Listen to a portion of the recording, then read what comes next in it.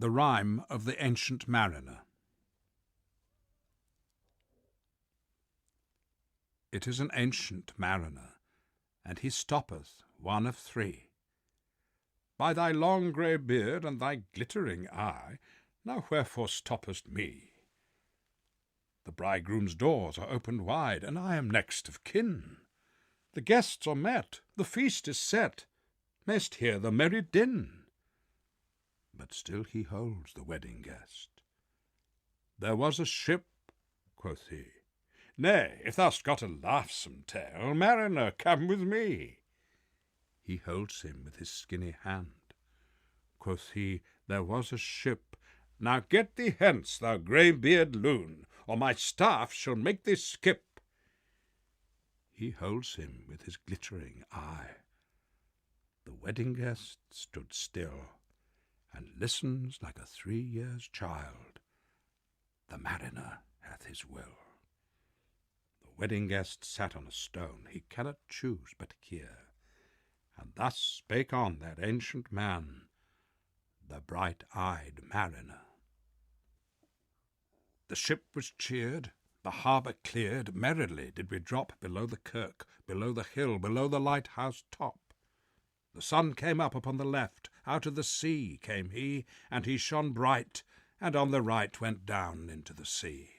Higher and higher every day, till over the mast at noon. The wedding guest here beat his breast, for he heard the loud bassoon. The bride hath paced into the hall, red as a rose is she. Nodding their heads before her goes the merry minstrelsy. The wedding guest he beat his breast, yet he cannot choose but hear. And thus spake on that ancient man, the bright-eyed mariner. Listen, stranger, storm and wind, a wind and tempest strong. For days and weeks it played us freaks, like chaff we drove along. Listen, stranger, mist and snow, and it grew wondrous cold.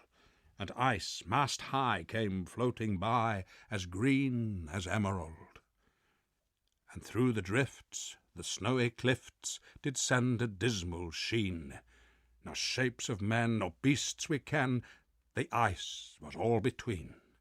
The ice was here, the ice was there, the ice was all around. It cracked and growled and roared and howled, like noises in a swound. At length did cross an albatross, thorough the fog it came. And an it were a Christian soul, we hailed it in God's name. The mariners gave it biscuit worms, and round it flew. The ice did split with a thunder fit, the helmsman steered us through. And a good south wind sprung up behind, the albatross did follow. And every day for food or play came to the mariner's hollow. In mist or cloud, on mast or shroud, it perched for vespers 9, whiles all the night through fog smoke white glimmered the white moonshine. God save thee, ancient mariner, from the fiends that plague thee thus. Why look'st thou so? With my crossbow I shot the albatross. The sun came up upon the right, out of the sea came he, and broad as a weft upon the left went down into the sea. And the good south wind still blew behind, but no sweet bird did follow, nor any day for food or play came to the mariner's hollow. And I had done an hellish thing, and it would work 'em woe, for all averred I had killed the bird that made the breeze to blow. Nor dim nor red, like God's own head, the glorious sun uprist. Then all averred I had killed the bird that brought the fog and mist. 'Twas right, said they, such birds to slay that bring the fog and mist. The breezes blew, the white foam flew, the furrow followed free. We were the first that ever burst into that silent sea. Down dropped the breeze, the sails dropped down. 'Twas sad as sad could be, and we did speak only to break the silence of the sea. All in a hot and copper sky, the bloody sun at noon, right up above the mast did stand, no bigger than the moon. Day after day, day after day, we stuck, nae breath, nae motion, as idle as a painted ship upon a painted ocean. Water, water everywhere, and all the boards did shrink. Water, water everywhere, nae any drop to drink. The very deeps did rot. O Christ, that ever this should be! Yea, slimy things did crawl with legs upon the slimy sea. About, about, in reel and rout, the death fires danced at night. The water, like a witch's oils, burnt green and blue and white. And some in dreams assured were of the spirit that plagued us so. 9 fathom deep he had followed us from the land of mist and snow. And every tongue through utter drouth was withered at the root. We could not speak no more than if we had been choked with soot. Oh, well a day, what evil looks had I from old and young.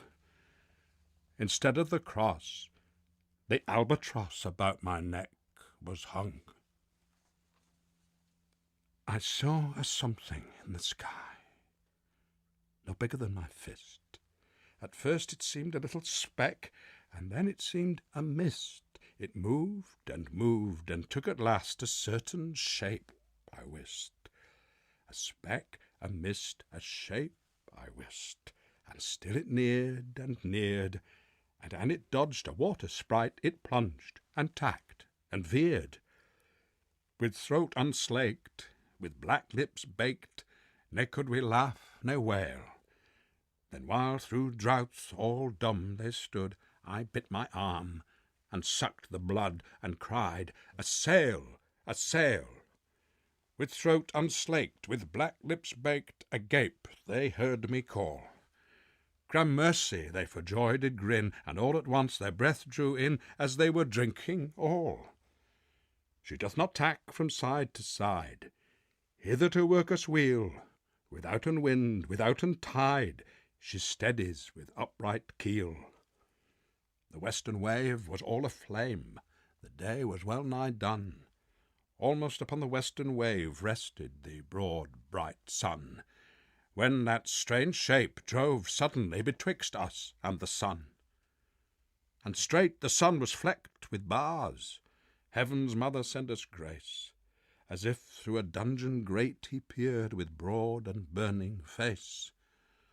Alas, thought I, and my heart beat loud, how fast she nears and nears. Are those her sails that glance in the sun like restless gossamers? Are these her naked ribs, which flecked the sun that did behind them peer? And are these two all the crew? That woman and her fleshless fear? His bones were black, with many a crack, all black and bare, I ween, jet black and bare, save where with rust of mouldy damps and charnel crust they're patched with purple and green. Her lips are red, her looks are free, her locks are yellow as gold, her skin is white as leprosy, and she is far liker death than he. Her flesh makes the still air cold. The naked hulk alongside came, and the twain were playing dice.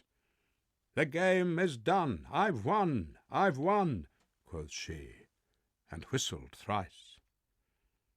A gust of wind stirred up behind, and whistled through his bones, through the holes of his eyes and the hole of his mouth, half whistles and half groans. With never a whisper in the sea, off darts the spectre ship, while clomb above the eastern bar the horned moon, with one bright star almost atween the tips. One after one by the horned moon, listen, O stranger, to me. Each turned his face with a ghastly pang, and cursed me with his ee. 4 times 50 living men, with never a sigh or groan, with heavy thump, a lifeless lump, they dropped down, one by one. Their souls did from their bodies fly, they fled to bliss or woe, and every soul it passed me by like the whiz of my crossbow. I fear thee, ancient mariner, I fear thy skinny hand, and thou art long and lank and brown, as is the ribbed sea sand. I fear thee and thy glittering eye, and thy skinny hand so brown. Fear not, thou wedding guest, this body dropped not down. Alone, alone, all alone, alone on the wide, wide sea. And Christ would take no pity on my soul in agony. The many men so beautiful, and they all dead did lie, and a million slimy things lived on, and so did I. I looked upon the rotting sea, and I drew my eyes away. I looked upon the eldritch deck, and there the dead men lay. I looked to heaven, and tried to pray, but or ever a prayer had gushed, a wicked whisper came and made my heart as dry as dust. I closed my lids, and I kept them close, till the balls like pulses beat. For the sky and the sea and the sea and the sky lay like a load on my weary eye, and the dead were at my feet. The cold sweat melted from their limbs, ne rot, ne reek did they.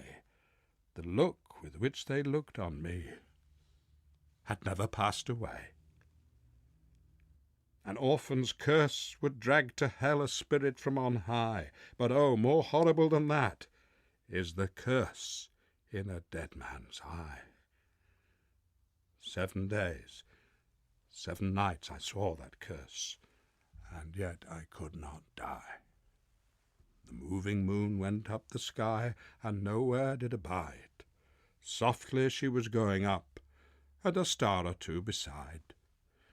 Her beams bemocked the sultry main, like morning frosts yspread. But where the ship's huge shadow lay, the charmed water burnt alway a still and awful red.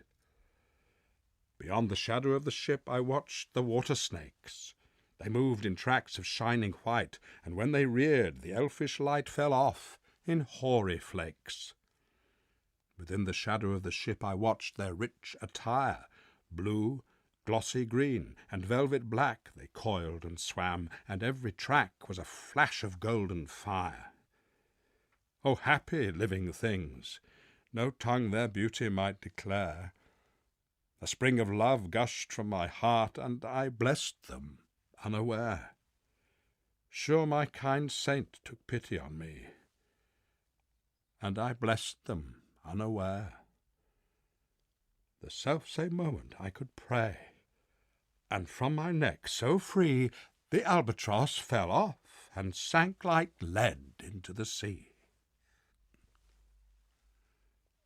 O sleep, it is a gentle thing beloved from pole to pole. To Mary Queen the praise be yev'n, she sent the gentle sleep from heaven that slid into my soul. The silly buckets on the deck that had so long remained, I dreamt that they were filled with dew, and when I awoke, it rained. My lips were wet, my throat was cold, my garments all were dank. Sure I had drunken in my dreams, and still my body drank. I moved and could not feel my limbs. I was so light, almost I thought that I had died in sleep, and was a blessed ghost. The roaring wind, it roared far off, it did not come anear, but with its sound it shook the sails that were so thin and sere.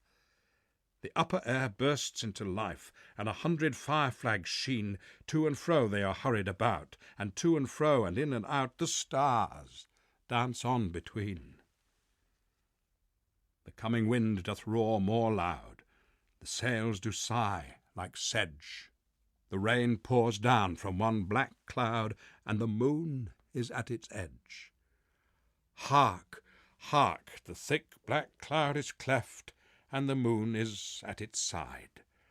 Like waters shot from some high crag, the lightning falls with never a jag, a river steep and wide.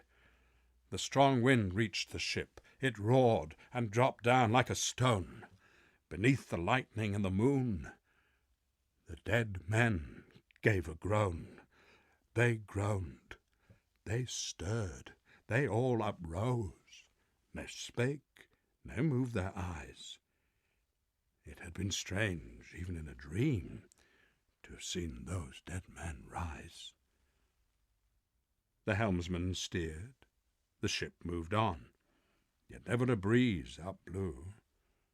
The mariners all 'gan work the ropes, where they were wont to do. They raised their limbs like lifeless tools. We were a ghastly crew. The body of my brother's son stood by me, knee to knee. The body and I pulled at one rope, but he said naught to me, and I quaked to think of my own voice, how frightful it would be. The daylight dawned. They dropped their arms and clustered round the mast. Sweet sounds rose slowly through their mouths and from their bodies passed. Around flew each sweet sound, then darted to the sun.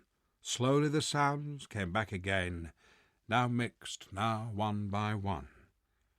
Sometimes, a dropping from the sky, I heard the lavrock sing. Sometimes, all little birds that are, how they seemed to fill the sea and air with their sweet jargoning. And now 'twas like all instruments, now like a lonely flute, and now it is like an angel's song that makes the heavens be mute. It ceased, yet still the sails made on a pleasant noise till noon, a noise like of a hidden brook in the leafy month of June, that to the sleeping woods all night singeth a quiet tune.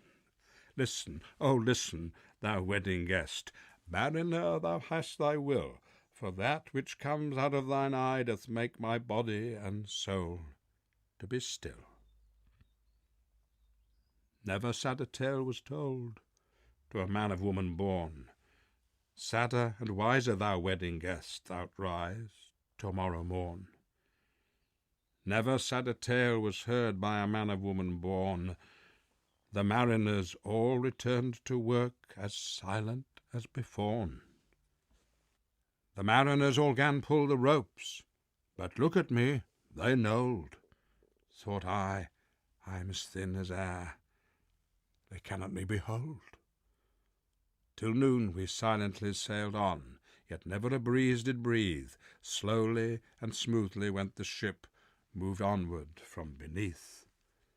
Under the keel, 9 fathom deep, from the land of mist and snow, the spirit slid, and it was he that made the ship to go. The sails at noon left off their tune, and the ship stood still also.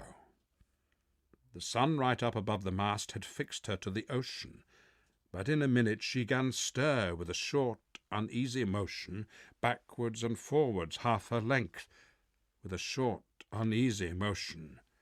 Then, like a pawing horse let go, she made a sudden bound. It flung the blood into my head, and I fell into a swound.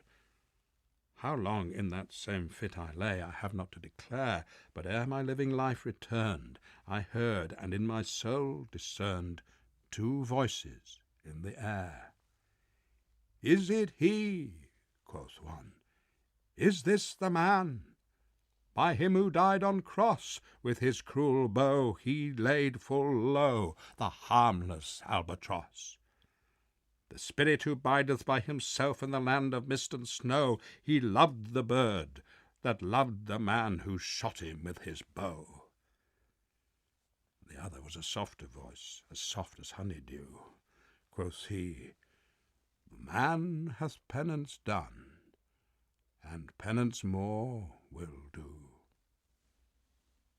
"But tell me, speak again, thy soft response renewing. What makes that ship drive on so fast? What is the ocean doing? Still as a slave before his lord, the ocean hath no blast. His great bright eye most silently up to the moon is cast, if he may know which way to go, for she guides him smooth or grim. See, brother, see how graciously she looketh down on him. But why drives on that ship so fast, withouten wave or wind? The air is cut away before, and closes from behind. Fly, brother, fly, more high, or we shall be belated, for slow and slow that ship will go when the mariner's trance is abated. I woke, and we were sailing on as in a gentle weather. 'Twas night, calm night, the moon was high, the dead men stood together, all stood together on the deck, for a charnel dungeon fitter. All fixed on me their stony eyes that in the moon did glitter. The pang, the curse with which they died, had never passed away. I could not draw my een from theirs, ne turn them up to pray. And in its time the spell was snapped, and I could move my een.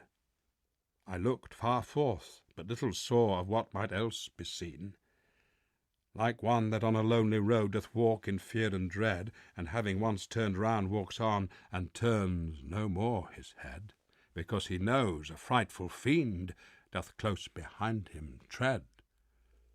But soon there breathed a wind on me, ne sound, ne motion made. Its path was not upon the sea, in ripple or in shade. It raised my hair, it fanned my cheek, like a meadow gale of spring. It mingled strangely with my fears, yet it felt like a welcoming. Swiftly, swiftly flew the ship, yet she sailed softly too. Sweetly, sweetly blew the breeze. On me alone it blew. Oh, dream of joy! Is this indeed the lighthouse top I see?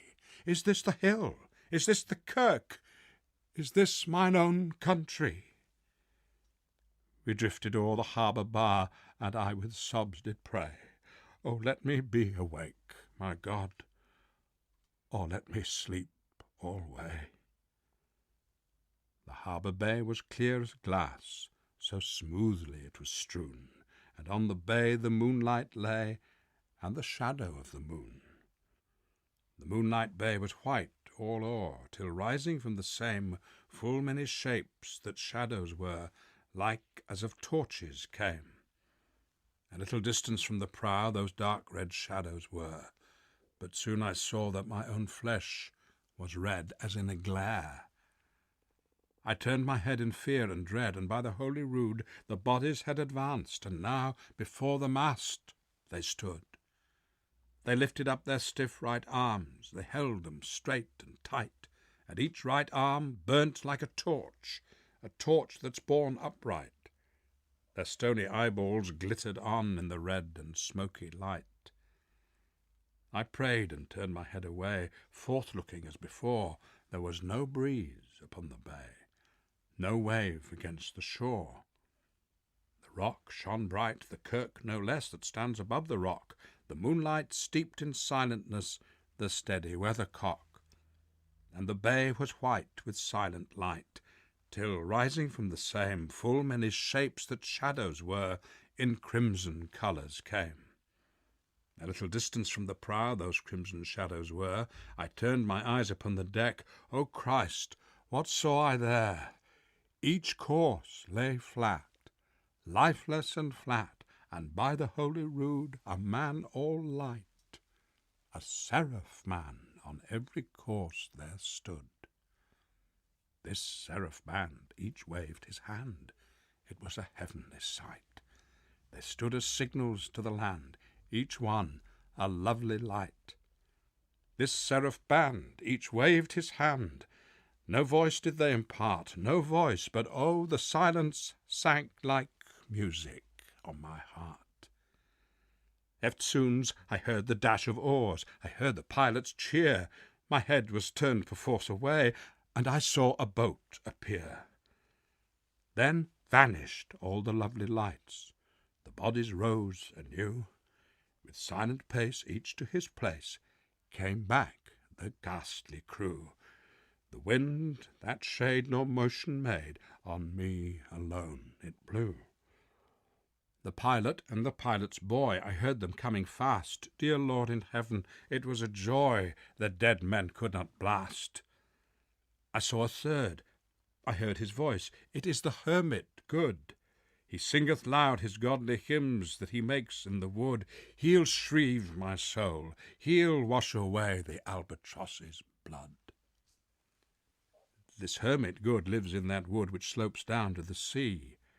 How loudly his sweet voice he rears! He loves to talk with mariners that come from a far country.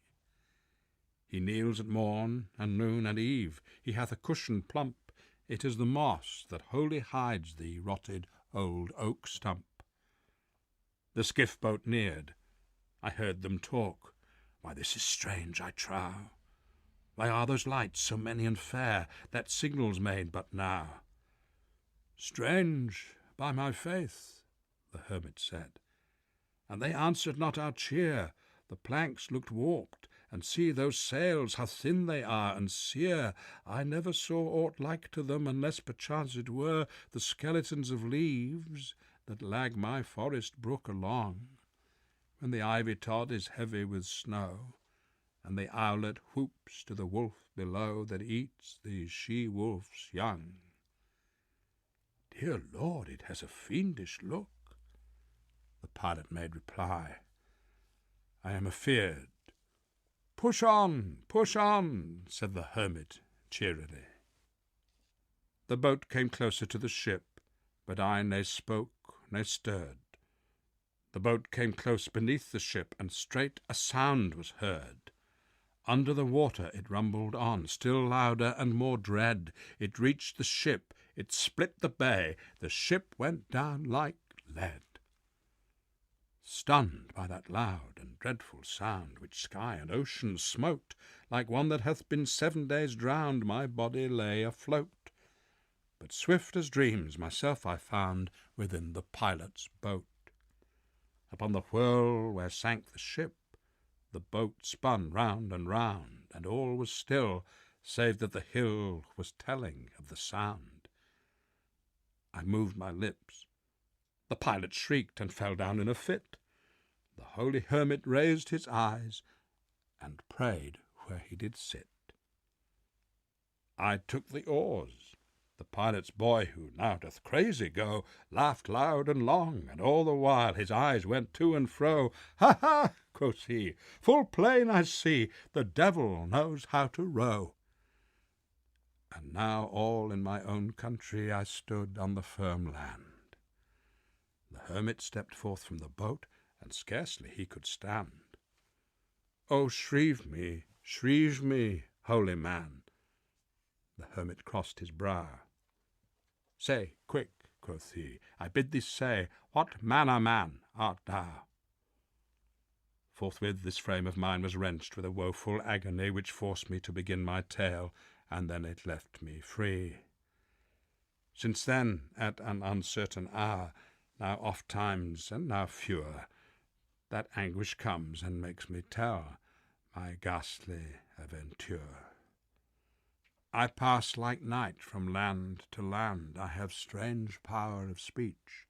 The moment that his face I see, I know the man that must hear me, to him my tale I teach. What loud uproar bursts from that door? The wedding guests are there. But in the garden bower the bride and bridemaid singing are, and hark the little vesper bell, which biddeth me to prayer. O wedding guest, this soul hath been alone on a wide, wide sea. So lonely 'twas that God himself scarce seemed there to be.